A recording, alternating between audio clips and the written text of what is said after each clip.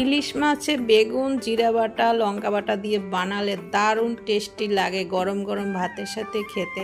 নমস্কার বন্ধুরা, সবাই কেমন আছো? আশা করছি সবাই খুব ভালো আছো। আজকের আমি বানাবো ইলিশ মাছের দারুণ একটা রেসিপি। দেখো, ছোট সাইজের ইলিশ মাছ নিয়ে আমি নুন হলুদ মাখিয়ে নিলাম। মাখিয়ে নিয়ে সর্ষের তেলের ভিতরে রান্নাটা করব, তার জন্য আমি তেল দিয়ে দেখো ইলিশ মাছটাও দিয়ে আমি ভাজা করে নিচ্ছি। হালকা হালকা করে ইলিশ মাছটা ভাজবো। ইলিশ মাছ বেশি কড়া করে ভাজলে ভালো লাগে না, হালকা করে ভেজে নেব। দেখো মাছটাও ভাজা হয়ে গেল, তুলে নিলাম। আর এদিকে আমি মশলাও কিন্তু করে নিয়েছি, লঙ্কা আর জিরা দিয়েই মাছের ঝালটা করব, একদম পাতলা ঝোল ঝোল করে।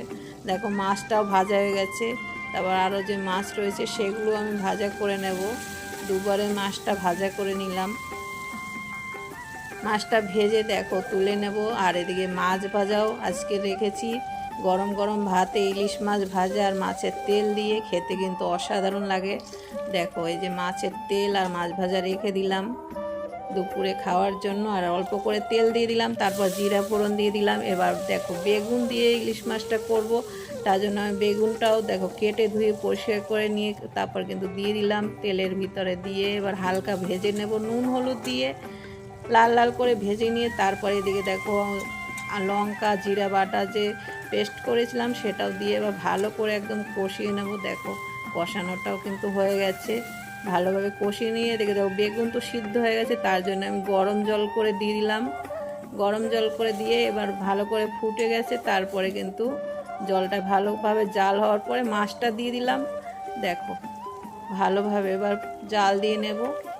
কালারটা কিন্তু অসাধারণ হয়েছে, খেতেও কিন্তু দারুণ টেস্টি লাগে। এরকম বেগুন দিয়ে ইলিশ মাছের পাতলা একদম ঝোল করেছি।